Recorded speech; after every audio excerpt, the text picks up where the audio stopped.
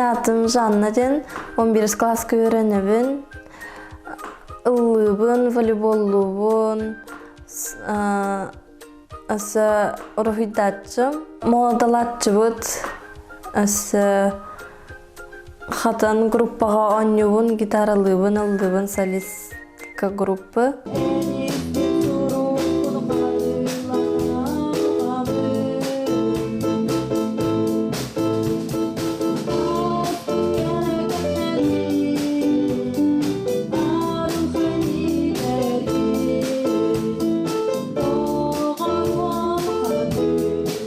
Жанна мягкая, добрая и отзывчивая девочка.